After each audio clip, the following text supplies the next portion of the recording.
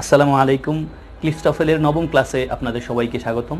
আমাদের আজকের আলোচনার বিষয় ক্লিফস টফেলের মিনি টেস্ট 1-এর 42 থেকে 50 নম্বর প্র্যাকটিস সমাধান। এবং আজকের এই ভিডিওটি সম্পূর্ণ দেখলে অবশ্যই আপনি নতুন কিছু শিখতে পারবেন। চলুন আমরা শুরু করি। The teacher told us not to talk one another. এখানে আমরা বলতে পারবো না যে the teacher told us to don't talk one another. Not to.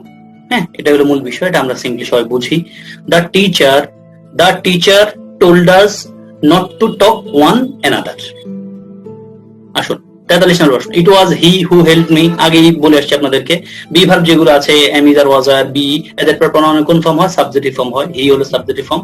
44 নম্বর প্রশ্ন। I know how much the car costs. আমি আপনাদেরকে আগেই বলছিলাম যে how much একটা কিন্তু কি বলে WH ওয়ার্ড, এবং এটা বাক্যের মাঝে বসা আছে। আমারও কারেন্ট নেই, ফলে আমার চেহারা একটু কেমন দেখা যাচ্ছে বুঝতে পারছি, আপনারা হয়তো ফিল করবেন। কিন্তু আসুন, হাউ মাচটা এখানে কি? Clause marker. Yes, clause marker যদি হয়, ক্লজ মার্কারের পর সরাসরি কি হয়? সাবজেক্ট বসে, যে আমরা আগে বলে আসছি। তাহলে আমরা মোটামুটি রিপিটেশন। আসুন, the policeman order the suspect to don't remove. Microphone off করেন Mahadi Hasan Sharif. The policeman order the suspect to don't remove. একটু বলে আসছি, টু ডোন্ট রিমুভ এই ধরনের কোনো প্যাটার্ন ইংলিশে নাই। কি হবে? নট টু রিমুভ এটা হয়, যেটা আমি উপরে রিডিং করতে বললাম আপনাদেরকে। The teacher told us not to talk one another. Teacher আমাদেরকে পারস্পরিক কথা বলতে নিষেধ করলেন, কথা না বলতে বললেন। আমরা বলতে পারি না যে the teacher told us to don't talk one another, এটা কিন্তু হয় না। আপনার রিডিং করার অভ্যাস থাকলে আপনার মুখে এমনি বেঁধে যাবে ভাই। তাহলে আসুন, টু ডোন্ট হবে না, কি হবে? The policeman order the suspect not to remove his hands from the hood of the car. উত্তর হচ্ছে বি। 43 it was him হবে না নিশ্চয়ই, it was কি হবে? he, যেহেতু ওয়াজটা বি ভার্বের পর প্রনাউনের কোন ফর্ম হয়? সাবজেক্টিভ ফর্ম হয়। it was he who came running into the classroom with the news. আসুন, তাহলে it was he, এটাই হিম না কি হবে? it was he। 40 নম্বর প্রশ্নে আসুন, my brother doesn't care. আমার ভাই কেয়ার করে না। how much, দেখুন হাউ মাচটা বাক্যের মাঝে আসছে। বলছিলাম WH ওয়ার্ডগুলো বাক্যের প্রথমে আসলে WH কোশ্চেন হয়, বাক্যের মাঝে আসলে সেগুলো কি হয়? রিলিভ প্রনাউন অথবা ক্লজ মার্কার হয়। আর রিলিভ প্রনাউন হতে হলে নিশ্চয়ই আগে শব্দটাকে রেফার করতে হয়। এখানে হাউ মাচ দ্বারা আগে কোন শব্দকে রেফার করা হয় নাই, ফলে হাউ মাচটা এখানে ক্লজ মার্কার, এবং ক্লজ মার্কারের পর সরাসরি কি হয়? সাবজেক্ট হয়। হাউ মাচ ডাজ হবে না, how much the car costs. My brother doesn't care. আমার ভাই আপত্তি করে, মানে কোনো কেয়ার করে না, থোড়াই কেয়ার করে আর কি। How much the car costs, গাড়ির দাম কত দরকার নাই, গাড়িটা কিনবে সে, because he is going to buy it anyway, সেটা কিনবে, এটা বলতে চাইছে। তাহলে দেখুন, how much does the car হবে না, how much the car costs. The car costs এখানে একটা এস দিতে হবে। আমি কি বুঝতে পেরেছি কি না? আমাকে যদি একটু বলেন। ইয়েস স্যার, জি স্যার, প্রেজেন্ট স্যার, বুঝছি স্যার, চ্যাট বক্সে বা জি স্যার বুঝেছি। জি স্যার, জি thank you sir, thank you sir. দেখুন আনসার দেওয়া আছে আগের কথাই, মানে আমরা affirmative agreement. I eat rice, আমি ভাত খাই, এন্ড সো ডাজ হি, সেও ভাত খায়। এটাকে আমরা কি বলবো? আই ইট রাইস, আমি ভাত খাই এবং সেও। দেখুন, তাহলে ইট থাকার কারণে আমরা কি বলে প্রিন্সিপাল ভার্ব থাকার কারণে আমরা কি দিলাম? ডাজ নিলাম, ডু ডাজ নিলাম। যেহেতু প্রেজেন্ট টেন্স এই জন্য ডু ডাজ নিলাম, হি আছে এই জন্য ডাজ নিলাম। এখন যদি পাস্ট টেন্স হয়, দেখুন লেখা আছে একই জিনিস, আই এট রাইস, আমি ভাত খেয়েছিলাম, সেও ভাত খেয়েছিল। আমরা কি বলবো? সেও ভাত খেয়েছিল না বলে আমরা বলবো আমি ভাত খেয়েছিলাম এবং সেও। তাহলে সেও এটাকে আমরা কি বলবো? I ate rice. তাহলে এই যে বদলে আমরা কি লিখবো? নিশ্চয়ই ডিড লিখবো। তারপর আসুন 46, I have already seen him twice, আমি তাকে ইতিমধ্যে দুইবার দেখে ফেলেছি। তারপর আসুন 47, there is a man, isn't there নাকি ইজন্ট ইট? সিম্পলি বুঝেন ভাই আপনারা সবাই, ইজ থাকলে নিশ্চয়ই ইজ হবে, অ্যাফার্মেটিভ থাকলে নেগেটিভ হবে, আর ইজ আছে যখন ইজ দিতে হবে। আর আমরা জানি হেয়ার এবং দেয়ার, দেয়ার, ইট যদি মূল সেন্টেন্সের সাবজেক্ট হয় তখন ট্যাগ কোশ্চেনে ওই সাবজেক্টটাই আবার ওখানে যায়, তাহলে ইজন্ট দেয়ার হবে, ইজন্ট ইট হবে না। জি, 3 পয়েন্ট এরগুলো করেন। Mary and her sister, Mary এবং তার বোন স্টাডিড, পড়াশোনা করেছিল বায়োলজিতে গত বছর। And so does Jean, so does নাকি সো ডিড? স্টাডিড কিন্তু পাস্ট টেন্স। তাহলে Mary and her sister studied biology last year, and so does Jean না কি হবে? সো ডিড জিন। উত্তর হচ্ছে ডি। আসুন 46, পিটি হ্যাড অলরেডি স, কি রে ভাই? পিটি হ্যাড অলরেডি স, জীবনও আপনারা এই সেন্টেন্স, এই টাইপের সেন্টেন্স দেখেন নাই। পিটি হ্যাড অলরেডি সিন হবে, পিটি হ্যাড অলরেডি সিন। আসুন তারপর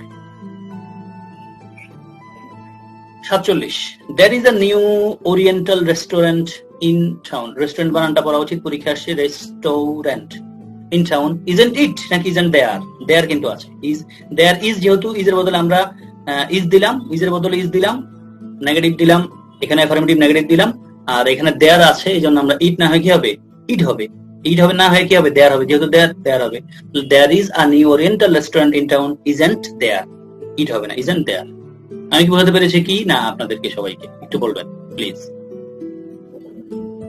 জি অবশ্যই স্যার বুঝছি। তানফিদ আপনি কি বুঝতে পেরেছেন কিছু নতুন আসছেন মাইক্রোফোনটা অন করবেন কি দয়া করে প্লিজ জি স্যার এই যে কথা করেছেন কিছুটা বুঝেছি।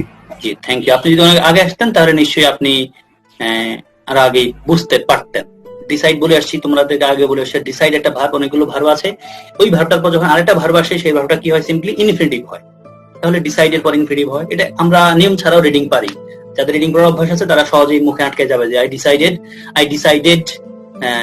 ডিসাইড দিলে অসুবিধা নাই ফার্স্ট টেন্সে আই ডিসাইডেড ভোটিং দিতে পারি না আমরা কখনো আমাদের মুখেই বলবে I decided to vote against you আমি সিদ্ধান্ত নিয়েছিলাম তোমার বিরুদ্ধে ভোট দেওয়ার জন্য তারপর I am thinking about or of going there তোমরা জানো বা জানবে যে এই থিংক যে ভার্বটা এই ভার্বের পর একটা প্রিপোজিশন লাগে সেটা অ্যাবাউট অথবা অফ দুটোর একটা এবং যেহেতু অফ অথবা অ্যাবাউট প্রিপোজিশন আছে তারপর যে ভার্বটা আসবে সেটার সাথে নিশ্চয়ই আইএনজি হবে তাহলে আই এম থিংকিং অ্যাবাউট অথবা অফ গোয়িং দেয়ার আমি সেখানে যাওয়ার চিন্তা করছি I am thinking about going there অথবা I am thinking of going there এবং 50 লাস্ট প্রশ্ন আজকের জন্য I don't approve of his coming here আমি তার এখানে আসাটাকে অ্যাপ্রুভ করতে পারছি না অনুমোদন দিতে পারছি না তাহলে অ্যাপ্রুভ অফ এই যে অফ আছে না অ্যাপ্রুভ অফ এর পর কি হবে নিশ্চয়ই কামিং তা ভার্বের সাথে আইএনজি দিতে হবে অ্যাপ্রুভ এর পর ভার্বের সাথে আইএনজি হবে এবং আইএনজি যুক্ত ভার্ব আগে কনফার্ম হয় প্রোনাউনের পজিটিভ অ্যাডজেক্টিভ হয় তোমাদেরকে বলে আসছি তাহলে I don't approve of his coming here আমি তার এখানে আসাটাকে অ্যাপ্রুভ করতে পারছি না অনুমোদন করতে দিতে পারছি না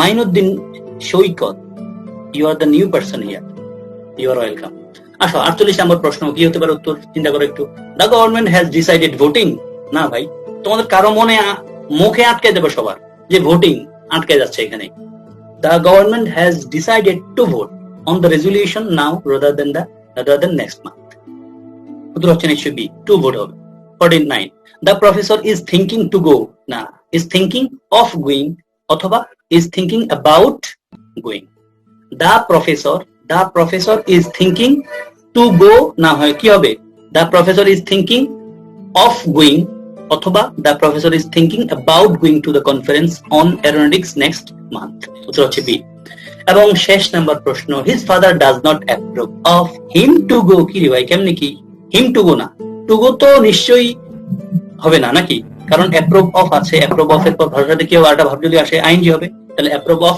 গোয়িং হবে এবং মাঝে যদি কোনো একটা প্রিপোজিশন প্রোনাউন দিতে হয় সেটা কি দিব আমরা পজিটিভ অ্যাডজেক্টিভ আমরা পড়ে আসছি একবার প্রথমে পড়ে আসছিলাম যে আইন যুক্ত ভার্বের আগে যদি কোনো প্রোনাউন লিখতে হয় সেটা কি হবে পজিটিভ অ্যাডজেক্টিভ ফর্ম হবে হিজ হবে তো বাক্যটা হবে এমন his father does not approve of his going to the bucket without dressing formally তাহলে উত্তর হচ্ছে বি আজকের এই ক্লাসের মাধ্যমে আমরা ক্লিফস টফেলের ইউনিট টেস্ট 1 এর 1 থেকে 50 নম্বর প্র্যাকটিস সমাধান করা শেষ করলাম এবং আমার এই ভিডিওটি আপনার কাছে কেমন লেগেছে নিশ্চয়ই আমাকে কমেন্ট বক্সে জানাবেন এবং ভিডিওটি ভালো লেগে থাকলে নিশ্চয়ই ভিডিওতে একটা লাইক দিয়ে যাবেন আপনার বন্ধুদের সাথে শেয়ার করবেন এবং আপনি যদি আমার চ্যানেলে নতুন হয়ে থাকেন নিশ্চয়ই আমার চ্যানেলকে সাবস্ক্রাইব করে আমার পাশে থাকবেন এবং নতুন নতুন ভিডিও পেতে বেল আইকনকে ক্লিক করে রাখবেন ভালো থাকবেন আসসালামু আলাইকুম